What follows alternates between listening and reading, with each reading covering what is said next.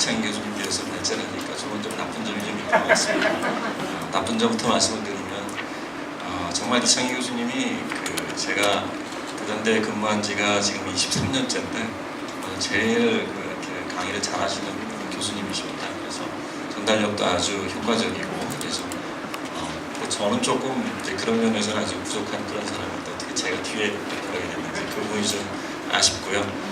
하지만 이제 굉장히 재미난 말씀들도 많이 해주시고 여러분 귀에 쏙쏙 들어가는 어떤 내용들을 잘 전달해 주셨는데, 저는 이제 좋은 점은 바로 조금 뭐랄까 진지한 얘기를 통해서 여러분들을 좀 긴장을 좀 시켜드리고, 그다음에 다른 발표하시는 분들이 아마도 또 좋은 내용들을 가지고 여러분들을 아마 의미를 아마 부여하는 그런 시간을 할 것 같습니다.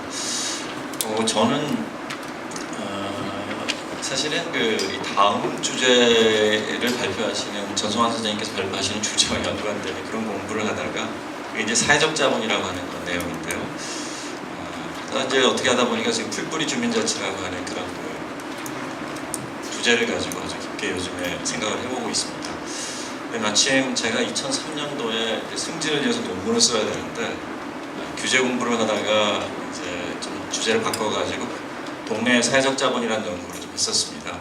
근데 나중에 우리 다음에 발표하시는 전 선생님께서 아주 잘 전달해 주시겠지만, 사회적 자본 그러면 너무 어렵죠, 여러분. 자본 그러면 돈이 생각나서 이제 아주 쉬운데, 하지만 저 인적 자본 같은 경우에는 바로 우리가 가지고 있는 지식, 건강, 기술, 경험, 그래서 각각의 개인이 자기 신체 속에 가지고 있는 어떤 지식이라든가 이런 것들을 우리가 인적 자본 그러는데, 이 사회적 자본은 이제 무형의 자산이다 뭐 이렇게 이야기할 정도로 상당히 좀 손에 잡히지 않는 용어이긴 하지만 쉽게 얘기하자면 그냥 관계입니다. 다시 말하자면 동네 사람들과의 관계. 그래서 예를 들면은 여기가 회덕동이죠. 제가 이 회덕동 아주 잘합니다. 아까 이창희 교수님은 여기 와서 뭐 식사하시고 그런다고 그러는데 저는 이 동네에서 볼도 차용을 해가지고 대화동에 살았었습니다. 그래가지고 저희 아버님은 여기 지금 대덕구에 사십니다. 마동에 뒤쪽에. 그래서 매주 일요일마다 제가 이쪽으로 703번을 타고 오고 있고, 오늘도 집에서 703번을 타고 왔는데, 어쨌든 간에 이런 겁니다. 과연 회덕동 사람들의 그 관계가 좋으냐 나쁘냐 이렇게 물어보면, 그걸 좀 학술적으로 얘기하면 회덕동 사람들, 주민들의 사회적 자본이 어느 수준이냐. 예를 들면 둔산의 그 아파트촌에 살고 있는 주민들 사이의 관계보다 예를 들면 회덕동 주민들의 관계가 더 좋으냐 나쁘냐 뭐 이렇게 이제 얘기할 수 있겠죠. 그걸 학술적으로 얘기하면 회덕동 주민들의 사회적 자본이 둔산동의 주민들의 사회적 자본보다 높다 이렇게 이제 표현할 수가 있겠죠. 근데 뭐 과거에 우리가 농촌 시대나 과거에 농사짓던 그런 시대에는 지역성이라는 게 이제 별로 이동도 하지 않고, 그러면서 결과적으로는 한 곳에 오래 살다 보니까 그냥 자연스럽게 이제 정도 붙고, 또 이렇게 하다 보면 저 사람이 어떤 사람이라는 또 잘 알고, 그러니까 또 신뢰도 가고, 그 연장선상에서 같이 일도 하다 보니까 농사 짓다 보면 같이 일을 해야 되지 않겠습니까? 서로 이렇게 신뢰도 하게 되고, 또 이제 호혜라는 말을 학술적으로 쓰는데 서로 이렇게 저 사람이 도와주면 나도 도와줘야지 하는 그런 의무감도 생기게 되고, 이제 이런 것들을 과거에는 사회적 자본이라고 이렇게 했었습니다. 근데 한번 생각을 해보세요. 요즘처럼 이렇게 특히 도시화가 아주 급속히 진행이 되고 있고, 이제는 세계화라고 해서 정보, 예를 들어서 자본, 노동 이런 게 실시간대로 국경을 넘나드는 이 시대에 과거에 예를 들어서 공동체에 담론을 하면서 사회적 자본을 과거처럼 만들어가지고 주민들끼리 협력하고 이런 이야기들이 과연 얼마나 효과적인 이야기인가 이런 생각이 이제 들긴 하는데, 어쨌든 제가 2003년도에 이 동네 사회적 자본을 연구하면서 그냥 상식적인 수준의 어떤 그런 연구 결과를 많이 뽑아냈습니다. 그게 뭐냐면, 한 곳에 오래 살면 동네 주민들의 관계가 좋아진다. 또 자기 집을 가지면 가질수록 자기 동네를 사랑한다.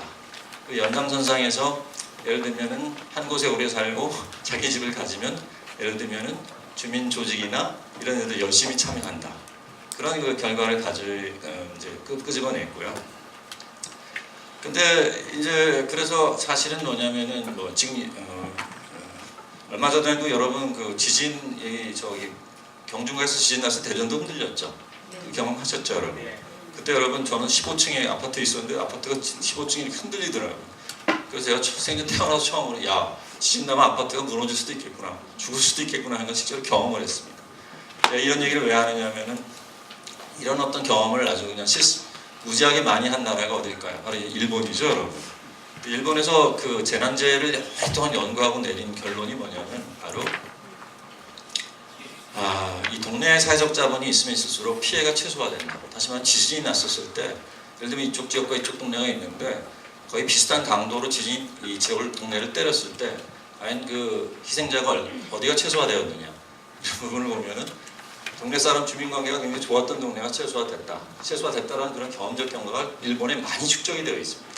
그래서 한마디로 그 얘기는 뭐냐면 굉장히 위기 상황이나 어떤 사회에 어떤 동네에 큰 문제가 생겼을 때 그걸 해결하는 능력은 누가 아니고 정부가 119 삐뽀삐뽀 해가지고 거기 있는 사람 구하고 이게 아니고 그 주변에 있는 사람들이 예를 들어서 굉장히 뭐랄까요 굉장히 그 건강하게 남아 있는 사람들이 먼저 자기 아는 사람부터 구한다는 겁니다.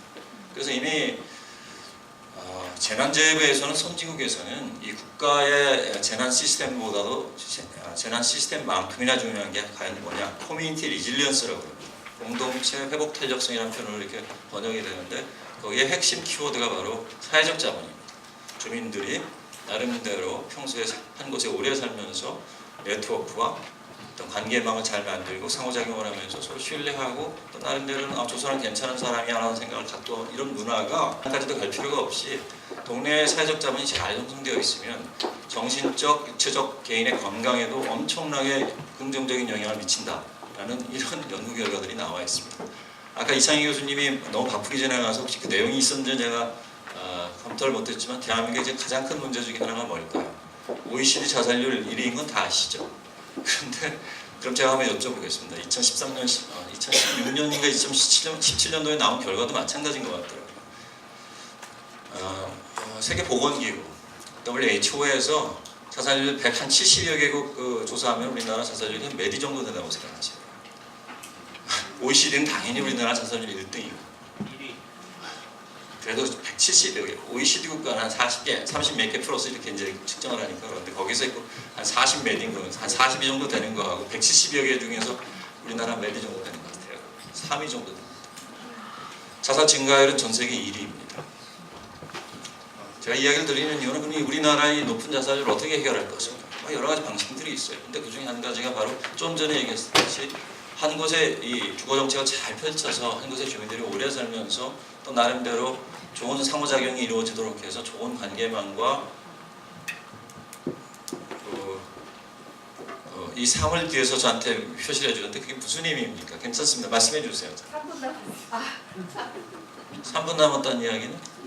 발표 시간이. 발표 시간이. 발표 시간이 몇 분이에요? 저한테 25분 말씀하시지 않으셨어요? 20분. 20분인데 제가 벌써 20분을 다 썼습니까? 여러분도 그렇게 느끼세요? 제가 17분 썼다고 했습니다. 이게 좀 차별하시는 것 같은데. 당황스럽네요. 그런데 어쨌든 간에 그래서 사회적 자본이 중요하다는 것을 제가 이제 말씀드리는 거고요. 근데 그 연장선상에서 이 사회적 자본이 이제 주목을 받았던 가장 큰 이유 중에 하나는 이미 사회학자들이 오래전부터 이 사회적 자본을 이야기했습니다. 성공하려면 무엇이 제일 중요하냐? 그래서 인맥이 제일 중요하다. 그래서 여러분 성공하려면 공부 잘하는 것도 중요해서 공부 잘해서 좋은 대학 나오는 것도 중요하지만 다른 사람 같은 인맥을 잘 맺어가지고 결과적으로는 그 사람의 인맥을 잘 활용해서 저희가 이제 발전하는 데 잘 써먹어야 된다. 그래서 사실은 사회학에서 얘기하는 것은 여러분이 잘 알고 있는 학연, 지연, 혈연 뭐 이런 인맥입니다. 그래서 그것이 바로 결과적으로는 보면은 이제 사회학에서 얘기하는 사회적 자본이 대표적으로 사회적 자본을 가지고 대표적으로 성공한 사람이 한 5년 전에 누구였겠습니까? 대한민국에서 최순실입니다.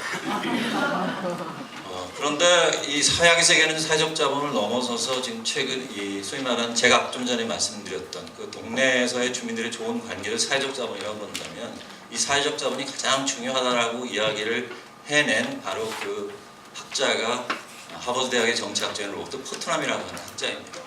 그 학자가 뭐라고 얘기를 했느냐면 사회적 자본은 사람들 사이에서 어떤 협력을 쉽게 만들어주는 갈등 조정을 할게 쉽게 만들어주는 예를 들면 사회 조직의 특징들인데 그 조직의 특징들 중에는 네트워크, 관계망, 또 신뢰, 호혜의식 이런 걸 우리가 사회적 자본이라고 합니다. 한마디로 무슨 얘기냐? 여기서 말하는 사회 조직은 아까 말씀드린 그대로 동네가 이렇게 사회 조직인데 그 사람들 사이에 네트워크 형성이 되어 있고 신뢰와 호혜의식이 있으면 그것이 사회적 자본이고, 근데 그분이 쓴 책의 이름이 뭐냐면 Making Democracy Work입니다. 민주주의를 일하도록 만드는 것. 민주주의를 무엇이 일하도록 만드느냐? 바로 사회적 자본이 민주주의를 일하도록 만든다. 이렇게 결론을 내립니다. 그분이 석학이었었어요. 그 전에 1993년도에 그 책을 냈는데 전 세계적으로 주목받는 학자인데, 이 사람이 20여 년간 노벨 연구하는 이탈리아를 연구를 합니다. 이탈리아 북부 정부와 남부 정부를 연구를 해가지고 추상적인 어떤 그런 이론이 아니고 북부 정부와 남부 정부를 이렇게 비교를 해봤더니 북부 정부는 경제적으로 굉장히 발전해 있고 남부보다. 또 하나는 주민들도 많이 참여하고, 정부가 아주 주민들이 원하는 그 수요나 바람에 대해서 적극 대응해주고, 남쪽은 부패가 심하고, 그 다음에 주민들이 정부를 믿지 못해가지고 세금 내기보다는 마피아 쫓아가지고 마피아한테 돈 준 문제 해결하고, 가족끼리 똘똘 뭉쳐가지고 가족을 벗어나서는 거의 상호작용이 이루어지지 않아요. 바로 그 차이가 북부와 남부의 경제적 성장과 정치적 성장을 다르게 만들었다. 그 이유는 바로 주민들 사이 관계다. 이렇게 이제 결론을 내리게 됩니다. 무슨 이야기냐? 이탈리아 북부는 협동조합도 많고, 나름대로 동아리도 많고, 나름대로 주민조직도 많아가지고 전혀 정부하고 상관없이 정부 밖에서 으쌰으쌰하면서 상호작용이 많이 이루어지는 거예요. 뭐가 불편하면 혼자는 좀 개면적이고, 혼자 이렇게 정부한테 얘기를 하려면 뭔가 좀 두렵지 않습니까? 거대 조직인데. 그러니까 다른 주민들과 함께 가가지고, 야, 니들 내 세금 받아가지고 너 지금 뭐 하는 거야? 이거 좀 우리가 원하는 대로 좀 해줘야 될 거 아니야? 라고 목소리를 내면, 그래서 결과적으로 정부에서도 이렇게 바라보면 주민이 이렇게 분리된 개인으로 이렇게 오는 게 아니라 굉장히 관계가 좋은 주민들이 정부에 대다가 얘기를 하는 거예요. 잘못 건드렸다가는 어떻게 되겠습니까? 저 투표나 이런 데서 굉장히 불이익당할 것 같으니까 거기에 대응하고, 이러면서 북부 정부의 좋은 성과가 과연 어디서부터 왔겠는가 라고 이야기를 하면서 사회적 자본으로 왔다. 이렇게 결론을 내리게 됩니다. 여러분, 사회적 자본이 뭐라고 생각하세요? 오늘 주제를 보니까 여기 보면 민주 시민성 정립을 위한 포럼이라고 이렇게 되어 있는데, 시민성이라고 하는 이 단어, 시티즌십이라고 하는 겁니다. 시티즌십이 과연, 그래서 사실은 이 정치학사에서 보면은, 정치 철학사에서 보면은 시티즌십을 이야기하면서 정의의 개념에서 정의란 과연 무엇이냐 라는 이런 아주 유명한 석학들이 정의, justice는 right의 문제다, 옳음의 문제이고 옳음은 권리의 문제이다 라고 얘기를 해가지고 열심히 그 권리들을 아주 누구도 반박할 수 없는 그런 권리에 대한 담론들이 진행이 됩니다. 그게 뭐냐면 사유재산권, 그 다음에 참정권, 또 그 다음에 최근에 와서는 복지권, 사회보장권, 가난해지면 정부가 그 사람을 보호해주는 이런 권리들을 굉장히 강조하면서, 그러면서 우리나라뿐만 아니라 선진국에서도 이 시민성 담론을 이렇게 지금 해오면서 가장 지배적인 게 권리에 관한 이야기였었습니다. 많은 사회 구성원들이 과거에는 뭐 이게 사회재산권만 보장을 했다면, 내가 실패하면, 내가 망해버리면 사회보장권도 있고, 그럼 내 권리니까 권리 찾아야죠. 그러면서 권리에 대한 담론이 사회를, 전 세계를 지배하면서 뭐를 위기를 가져오느냐면 민주주의의 위기를 가져옵니다. 모든 사람들이 자기 권리밖에 몰라요. 자기 권리만, 내 권리를 다 찾아야 돼. 그게 뭐냐면 나한테 개인적으로 좀 권리를 찾다 보면 이게 이기적이 돼간다는 겁니다. 그러면서 90년대를 전후로, 80년대, 90년대를 전후로 해서 민주주의가 살아남으려면, 다시 말하는 권리가 아니라 다시 말하는 이 시민의 책임성 문제, 이물학까지는 안 간다고 해도 책임성 문제, 시민의 덕성의 문제, 이걸 어떻게, 이 문제를 다시 같이 강조하지 않으면 민주주의는 몰락한다. 이기적인 어떤 시민들에 의해서. 그래서 나온 이야기가 바로 이 시민 덕성에 관한 문제. 시민 덕성에 관한 문제는 뭘까요? 아까 얘기했던 남에 대한 신뢰의 능력, 신뢰의 영역. 여러분, 제가 여쭤보겠습니다. 여러분이 잘 모르시는 대부분의 대한민국 국민을 신뢰하세요? 신뢰하지 않으세요? 지금 당장 나가셔가지고요, 여기 여러분이 회덕 주민이시라면 회덕동에 살고 있는 주민 만나가지고 그분하고 거래를 할 때 그분 믿고 들어가실 거예요? 안 믿고 들어가실 거예요? 그 얘기는 뭐냐면, 우리나라는 일단은 다 모르는 사람하고 거래를 할 땐 의심부터 해야 되고, 내가 저 사람하고 잘못했다 손해보면, 그 얘기는 뭐냐면 그만큼 뭔가 이해관계가 충돌하면 갈등이 아주, 남에 대한 관용도 그만큼 적다라는 것입니다. 이 이유는 여러 가지 이유들이 있는데 그걸 다 제가 말씀드릴 수는 없겠고요. 좀 전에 얘기했던 바로 이 포트남이 얘기했던 바로 신뢰, 관계망에 참여하는 것, 또 다른 사람에 대한 호혜의식, 저 사람이 도우면 저 사람이 언젠가 나를 도와줄 수 있다는 생각, 이런 것들이 다 뭐냐면 시민 덕성의 문제입니다. 사회적 자본은 다시 말하자면 시민 덕성을 키우는 거고, 이런 시민 덕성을 키우는 주민들이 결과적으로는 뭐예요? 민주주의를 작동시킨다라는 결론을 로버트 푸트남이라는 교수가 내렸을 뿐만 아니라 우리가 그렇게 한 5, 6년 전에 열광했던 하버드 대학의 가장 유명했던 교수 누구입니까? 마이클 샌델 교수. 정의란 무엇인가라는 책을 썼던 그분도 똑같은 결론을 내립니다. 그분은 정부가 왜 존재해야 되느냐, 서비스 전달하려고 하지 포머티브 폴리틱스라는 얘기를 해요. 형성적 정치를 해야 된다. 그 형성적 정치가 뭐냐, 시민 덕성, civic virtue라고 그러죠.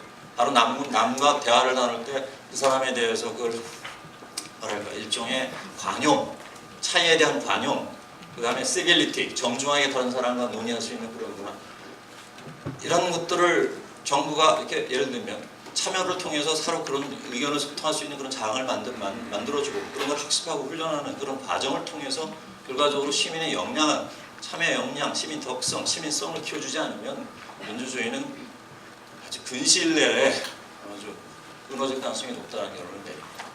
풀뿌리 주민자치.